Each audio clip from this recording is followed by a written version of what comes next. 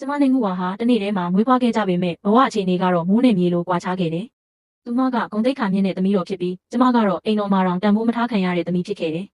ငယ်စဉ်ကလေးကငူဝါကိုစာပေစစ်ရေးဖြူဟာဂီတစစ်တူရင်လက်ရေးကပကြီးနဲ့အိမ်အောင်စီမံခန့်ခွဲမှုတွေကိုမိခင်ကတင်ပေးခဲ့တယ်။ကျမကတော့အမျိုးသမီးဖြောပြရေးသမားတစ်ယောက်စီမှာယောက်ျားတွေကိုဘယ်လိုဆွဲဆောင်ရမလဲဆိုတာပဲသင်ယူခဲ့ရတဲ့အဖေကငူဝါဟာတနေ့မှာမိဖုရားဖြစ်မဲ့သူလို့ယုံကြည်ပြီးသူ့ပေါ်မှာရှိသမျှအရင်းအမြစ်အားလုံးကိုပုံဟောခဲ့တာကြောင့်ပါတာပေမဲ့လူတိုင်းမထင်မှတ်ထားတာကငူဝါနဲ့ကျမနှစ်ယောက်လုံးဓာပြတွေဖမ်းဆီးခံလိုက်ရတာပါဓာပြတွေကတယောက်ကိုပဲကဲနိုင်မယ်လို့တောင်းဆိုခဲ့တယ်။အမေကငူဝါကိုပဲရွေးခဲ့တယ်ဒါပေမဲ့သူမရဲ့ဂုဏ်သိက္ခာပျက်စီးသွားတာကြောင့်အစင်းလေးနဲ့အိမ်တော်တစ်ခုကိုဝင်ခဲ့ရပြီးနောက်ဆုံးမွေးရမြေနဲ့ဝေးတဲ့နေရာမှာတည်ဆုံသွားခဲ့တယ်။ကျမကတော့တပြတွေကိုနှိမ်နှင်းဖို့ရောက်လာတဲ့မင်းသားကန်ချုံနဲ့တွေ့ဆုံခဲ့တယ်။ကျမရဲ့ဘဝကိုတနာလို့မင်းသားကကျမကိုကိုလုပ်တော်အဖြစ်ခေါ်ယူခဲ့တဲ့နောက်ပိုင်းမင်းသမီးနှင်းနှင်းကကလေးမွေးရင်းတည်ဆုံသွားတဲ့အခါသူမရဲ့အမွေဆက်ခံမဲ့ကလေးကိုကျမကပြုစုဆောင်ရှောက်ဖို့တာဝန်ယူခဲ့ရတယ်။မင်းသားကန်ချုံနန်းတက်ပြီးဘရင်ဖြစ်လာတဲ့အခါကျမကအဲ့ဒီအမွေဆက်ခံမဲ့မင်းသားကိုအားကိုးပြီးဧကရိယာတို့ကိုရယူနိုင်ခဲ့တယ်။နိုင်ငံတကာနိုင်ငံလုံးရဲ့မိခင်အဖြစ်ရည်တည်ခဲ့တဲ့ဒီတစ်ချိန်ဘဝအသစ်မှာတော့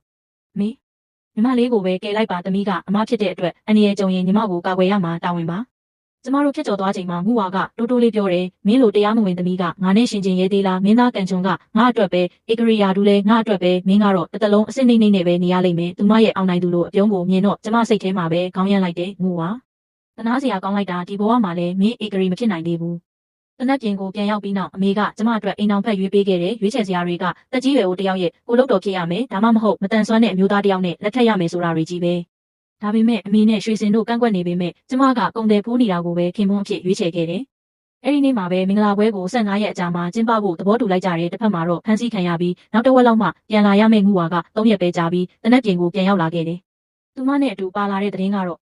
သူမဟာမင်းသားကန်ချုံရဲ့ကိုလုပ်တော်အဖြစ်လက်ထပ်ရတော့မယ်ဆိုတာပါကျမနဲ့ရွှေစင်ကငူဝါကိုသွားတွေ့ခဲ့ကြတယ်။ရွှေစင်ကပြောတယ်အဲ့ဒီနေ့ကဖမ်းခံရတာဒုတိယသခင်မလေးတာဖြစ်ခဲ့ရင်ဒီနေ့မင်းသားကန်ချုံကကဲမှာဖြစ်ပြီးကိုလုပ်တော်ဖြစ်မဲ့သူကတင်မဲဖြစ်မှာပါသခင်မကြီးကတော့မွေးရပါကုန်မြင့်တဲ့သူမို့တော်ဝင်အိမ်တော်ကိုဝင်ရမယ်ကံပါလာတာပါကံမကောင်းတဲ့သူတွေကတော့အခွင့်အရေးလက်ထဲရောက်လာတော့မဖမ်းဆုပ်နိုင်ကြဘူးမဟုတ်ဘူးလားဒုတိယသခင်မလေး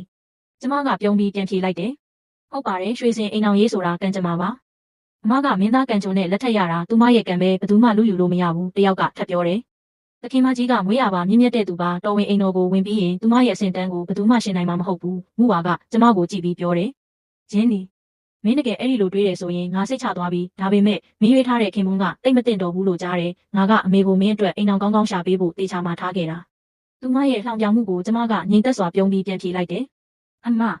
ဖိုးနေတာကအသက်ကြီးပြီးကုန်တယ်တယောက်ဆိုတော့မထင်ရှားဘူးဆိုပေမဲ့သူတခါမှအိမ်အောင်မပြုတ်ဘူးကျမကသူ့ရဲ့တရားဝင်ဇနီးဖြစ်မယ်ဖိုးနေတာကကျမကိုကောင်းကောင်းဆက်ဆံမယ်လို့ယုံကြည်တယ်ဒီလောကမှာကိုလုပ်တော်ဘလောက်ပဲအချစ်ခံရပါစေတရားဝင်ဇနီးကိုဘယ်တော့မှမကြော်နိုင်ဘူးကိုလုပ်တော်ကကိုလုပ်တော်ပဲဒီစကားကိုကြားလိုက်တာနဲ့ငူဝါဟာဒေါသကြောင့်စကား